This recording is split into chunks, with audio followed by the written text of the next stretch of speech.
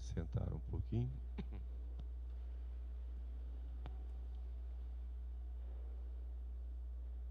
Já estamos nos preparando para o fim do ano litúrgico. Faltam poucos domingos, hoje é o 20º domingo. Nós temos 24 domingos depois de Pentecostes, e quando sobra algum que, por causa do início antecipado da Quaresma, a gente acrescenta agora, no final. Mas liturgicamente o 20º já vai perto do 24º, né?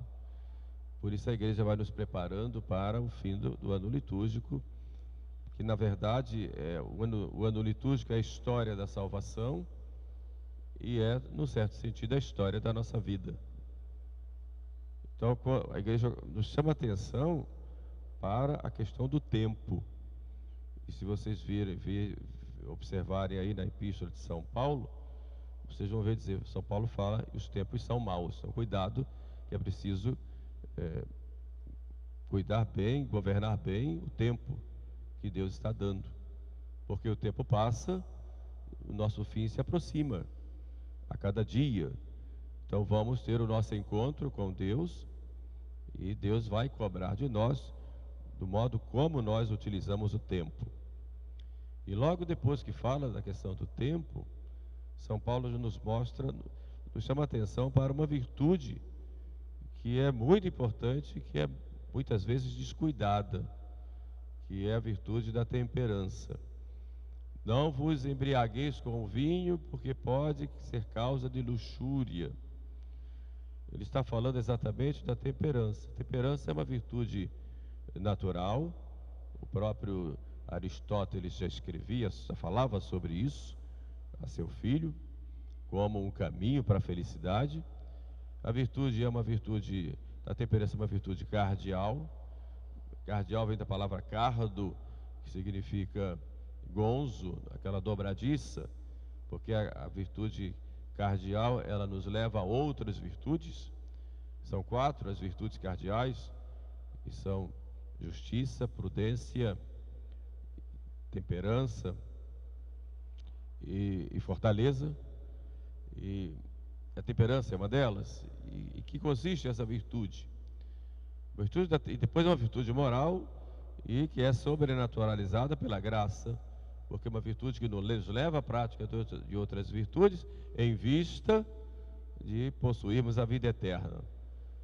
E para nós irmos para a vida eterna, para alcançarmos o céu, nós temos que praticar as virtudes, e são virtudes sobrenaturais, porque além de ser uma virtude natural, ela, para ser sobrenatural, precisa da graça de Deus, porque vai nos conduzir à vida eterna. E quando Cristo disse: em mim nada podeis fazer, até a prática da virtude da temperança, enquanto virtude que nos leva para o céu, é necessária a graça de Deus. E em que consiste essa virtude da temperança? A virtude da temperança, segundo a definição dos catecismos, é aquela virtude que nos leva à moderação, ao equilíbrio e ao autodomínio de nossas ações, de nossas atividades, principalmente naquilo que diz respeito ao apetite concupiscível. Para a nossa conservação como pessoas, como indivíduos, Deus nos deu alguns apetites. E juntamente com esses apetites, Deus nos deu prazeres próprios. Então nos deu apetite para comer, para nos alimentar, para beber. E quando nós comemos, bebemos, Deus nos deu um prazer próprio na comida e na bebida, para a nossa conservação como pessoas, como indivíduos.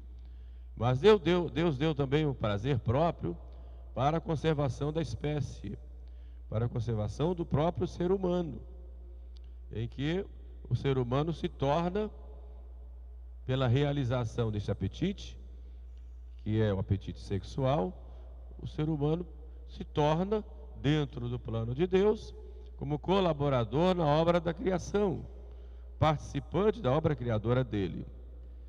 Então Deus deu prazeres próprios, seja para a vida humana, no sentido individual, para a conservação, e deu também prazer próprio para a conservação da espécie humana, do próprio ser humano. Tudo isso tinha uma perfeita ordem antes do pecado de Adão. Havia o corpo sujeito à alma e a alma sujeita a Deus. Mas com o pecado de Adão, que foi o pecado de desobediência e de soberba, se comerdes o fruto, sereis deuses, esse equilíbrio, esta ordem, ela se quebrou. E a quebra dessa ordem é o que nós chamamos de concupiscência. Quer dizer, essa desordem que há em nós. O corpo não se sujeita mais à alma, porque a alma não se sujeita a Deus. Quando nós fomos batizados, o pecado original foi apagado. Mas essa desordem continua e Deus deixa exatamente para que daí nós tenhamos méritos próprios para alcançarmos com Cristo a vida eterna. Então, o que é a intemperança? A intemperança é deixar extravasar essa desordem, seja no campo da sexualidade, seja no campo do comer e do beber, isso de modo mais amplo, em todos os outros campos em que nós nos deixamos levar por esta desordem, em tudo aquilo que nos dá prazer. Então a temperança é a regulação de todas essas capacidades que nós temos dentro do plano de Deus, para que busquemos viver essa ordem. É claro que nós não anulamos o prazer, não anulamos aquilo que nos dá gosto. Nós não somos maniqueístas. Os maniqueístas, eles odiavam, podemos dizer assim, o corpo, a matéria, e diziam que a matéria era má. Faziam essa distinção. Não, a matéria não é má. Deus se fez homem, um corpo como nós. E quando nós comungamos o corpo e o sangue de nosso Senhor, sua alma e sua divindade, mas o corpo e sangue. E Jesus diz: minha carne é verdadeira comida, meu sangue é verdadeira bebida. De modo que o prazer próprio que Deus nos concede nas obras da carne, e aqui eu digo carne no sentido mais geral, ele é lícito. O ilícito está nessa desordem. Por isso São Paulo, na epístola de hoje, fala: não vos embriagueis com o vinho, porque isso pode ser causa de outras desordens. E ele coloca aí a luxúria, que é a desordem no campo sexual. Então, no comer e no beber, né? Cuidado, porque isso pode se vai no exagero, isso pode impedir que ouça a palavra de Deus, que é o que fala Jesus, referindo-se aos tempos de Noé, que comiam e bebiam, e veio o dilúvio e pegou a todos. Mas não porque comiam e bebiam, mas porque o comer e beber impedia que eles ouvissem a voz profética de Noé, dizendo que o dilúvio viria. Portanto, a desordem está quando se busca o prazer pelo prazer, e não pela finalidade que o prazer nos dá, que vem como, digamos, um conforto, um consolo e também um incentivo para que vivamos esse projeto de Deus. Então, em que consiste então a temperança? A temperança, primeiro, é a virtude do autodomínio.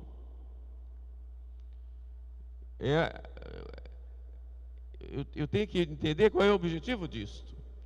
Então, se eu sento a uma mesa, é claro que é gostoso comer um churrasco, comer uma comida que nos agrada, é claro. E Deus coloca esse prazer aí porque eu preciso me alimentar. Então eu não peco se eu tenho prazer ali. Agora eu peco quando eu vou buscar o prazer pelo prazer, e que de início possa até buscar sem problema algum, mas quando tendo saciado aquilo que é necessário, eu vou além. Aí eu caio na gula. Então a gula vai ser fruto dessa intemperança. Mesma coisa a bebida. São Paulo fala do vinho, e aqui qualquer bebida. Então quando eu vou além daquilo que me dá, que é o necessário, então eu caio na intemperança. Então eu vou buscar o prazer pelo prazer, como faziam, por exemplo, os romanos, que comiam, e depois que não cabia mais nada, muitos iam lá e provocavam, desculpe o que eu vou dizer, mas provocavam o próprio vômito e depois comiam de novo. Ou seja, eles buscavam o prazer pelo prazer. Então a temperança, ela exige esse nosso autodomínio. Santa Teresa dizia que nós não deveríamos sair da mesa sem termos feito alguma mortificação, porque a gula vai falta desse autodomínio. Depois a moderação, as exigências descabidas com relação, por exemplo, à alimentação, por exemplo. Então essa moderação, o que é que eu busco aí? Repito, posso sentir o prazer? Não tem problema algum. Não posso repetir, como perguntam alguns? Sim, mas dentro dessa moderação, sem o exagero, não buscando o prazer pelo prazer, mas o prazer como um meio para que eu possa viver. Isso em todos os campos, até no campo da sexualidade, viver a sexualidade dentro do plano de Deus. No solteiro, com a continência, mas também evitando tudo aquilo que pode levar a cair nesse pecado, sobretudo os olhos, depois os sentidos internos, a imaginação. Então essa moderação, e depois o equilíbrio, A virtude está exatamente nesse equilíbrio, nem de mais nem de menos. Então eu não vou comer nada porque eu não quero pecar. Já estou de menos, que eu preciso sobreviver. Então a virtude está exatamente aí nesse equilíbrio, nesse meio. Então a temperança me leva ao autodomínio, me leva ao equilíbrio e me leva à moderação. Como cuidar disto? Falei dos solteiros, mas os casados também têm uma castidade própria da vida do casado, usar dessas potências dadas do próprio prazer sexual dentro do projeto de Deus, dentro do plano de Deus, no seu caráter unitivo e no seu caráter procriativo, dentro daquilo que Deus quer. Mas como é que eu vou viver a temperança? Como praticar essa virtude? O primeiro conselho que eu dou para vocês é uma vida mortificada. Como eu acabei de dizer, Santa Teresa, não devo sair da mesa sem ter feito alguma mortificação. Então ter o cuidado de mortificar-se. Então é importante. Por que faz a mortificação? A mortificação é diferente da penitência. Na penitência, em geral, eu faço para reparar uma falta passada, em geral. A mortificação eu já faço em previsão de alguma falta que eu possa cair. Então, eu vou me mortificar se, por exemplo, chega algo de que eu não gosto e eu como. Então, eu estou me mortificando. Ou me deu vontade de repetir uma coisa gostosa, eu digo, eu até poderia, mas eu não vou fazer, porque eu vou me mortificar para ter um controle na hora que eu for tentado, eu não cair. É o que Santo Inácio chama de agere contra. Eu já vou começar a agir contra essa minha concupiscência antes que ela começar a me impulsionar para o pecado. Então essa mortificação, ela é importante, porque às vezes tem coisas que nós não gostamos e que temos que suportar. É uma mortificação. E a temperança, ela sem mortificação, ela não consegue se equilibrar. Eu não consigo praticar se eu não me mortificar. Dentro daquilo que é permitido, eu me privar de alguma coisa, mesmo permitida, como mortificação. Quer dizer, é como se eu morresse naquele momento para aquilo que eu estou querendo, exatamente para que eu possa ter um autocontrole, porque não é fácil. É fácil ter autocontrole. Para ter autocontrole precisa ter disciplina. E a gente vive uma disciplina tremenda hoje. Você pega um vídeo na internet, começa a ver um, depois vem o 2, 3, 4, 5, 6, 7, e quando chega no fim do dia, vai ver a conta de quantas horas você perdeu ali nas redes sociais. E depois eu não tive tempo de rezar, de ler um livro, de estudar, de fazer uma visita a um doente. Por quê? Porque eu perdi tempo. Então a mortificação me leva, eu quero mais, não, vou parar por aqui. Eu vou me cuidar aqui. Tenho vontade de falar muito, e fala. Vou segurar a minha língua, vou mortificar nesse momento. Deixa os outros falarem, eu vou escutar. Quer dizer, então eu vou me cuidar de ter esse autocontrole, porque as tentações virão, e se eu não aprendo a ter esse autocontrole naquilo que é lícito, quando vier o que é ilícito, eu vou me perder. Então é importante saber, muitas vezes, suportar as dores que a vida nos coloca, também como uma mortificação, poder até me livrar delas naquele momento, mas saber suportar, para que no momento da tentação eu tenha autocontrole. E a mortificação vai me ajudar nesse sentido. Então a primeira coisa necessária é ter essa mortificação. Ter uma vida mortificada. Não se deixar extravasar, mesmo naquilo que é permitido. Tudo que eu posso fazer, vou fazer ao máximo. Dá uma segurada, segura. Esse é importante para você ter esse autocontrole. A segunda coisa importante é a vida de oração. Se nós não temos vida de oração, nós não vamos ter nenhuma virtude que nos conduza ao céu. Então rezar e fazer um exame de consciência todas as noites antes de dormir. Fui intemperado hoje no meu modo de falar, no meu modo de agir. Fui intemperado na mesa, fui intemperado deixando extravasar a minha imaginação. Na caminhada na rua, eu fui intemperado nos meus olhares, descuidando com uma curiosidade vã. Então olhar um pouco isto, né? E fazer esse exame de consciência e ver quantas vezes caiu, né? E procurar pedir perdão, e no dia seguinte, agora eu vou me cuidar, né? Então a segunda coisa necessária para ter a temperança é a oração. E a terceira é disciplina, que é muito difícil hoje. Os diretores espirituais, um dos primeiros conselhos que dão para as almas é que tem uma vida de disciplina. Disciplina nos horários, disciplina nas atividades, e ter um cuidado muito grande, sobretudo no uso do tempo. E essa disciplina, ela também nos leva no relacionamento com as pessoas, eu saber ouvir, saber falar, saber agir na hora certa, não calar quando for necessário falar, mas também não falar quando for necessário calar. Quer dizer, essa disciplina que vai me governando também, vai me dizendo, eu tenho que fazer isso. É claro que a disciplina, ela não nos engessa. Quando vem algo que é necessário para a caridade, eu vou sair dali e vou fazer. Eu posso estar rezando o breviário, estou ali no meu horário de oração do breviário, e me bate alguém à porta pedindo socorro para uma extrema unção. Senhor, eu vou te trocar por ti mesmo, e vou lá na extrema unção.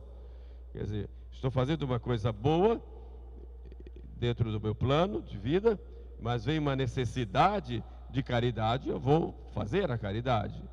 Então isso não é contra a disciplina. A disciplina não nos engessa, mas ela nos controla. O que é que eu faço todos os dias? Então a disciplina nos ajuda nesse sentido, para que eu não perca tempo, não perca as minhas forças em coisas fúteis, mas em coisas que me aproveitem para a minha vida na terra em vista da vida celeste. Então a disciplina é necessária para quem quer viver a temperança. Então mortificação, oração e disciplina. Isso sem tirar a alegria da vida, porque às vezes o escrúpulo, e muitas vezes ele muitas vezes é mórbido, ele tira a alegria de viver. E nós temos que ser alegres por estarmos com o nosso Senhor. Alegrai-vos sempre no Senhor, já nos diz São Paulo. Mais uma vez eu vos digo, alegrai-vos. Então, a temperança não nos tira a alegria de viver, não nos tira o prazer que Deus nos coloca na nossa vida, não nos tira o sorriso nos nossos lábios, não nos tira a paz, muito pelo contrário, mas ela nos dá o controle para termos essa verdadeira alegria, porque quando caímos no pecado, aí sim nós perdemos a alegria, perdemos a paz. Então a temperança vai nos ajudar nesse sentido de nos dar essa verdadeira alegria. Desta forma, com a graça de Deus, vamos ter uma vida mais tranquila e uma vida que vai agradar a nosso Senhor. Corpo sujeito à alma e alma sujeita a Deus, como diz Santo Agostinho. Peçamos, pois, a Nossa Senhora, a Virgem Mãe, Mãe da esperança e de todas as virtudes, que nos dê essa graça, como a sua temperança, que nos dê essa graça de sermos temperantes em vista de uma vida de acordo com a vontade de Deus, para que assim possamos ter mais e mais méritos em vista da vida eterna. Louvado seja nosso Senhor Jesus Cristo.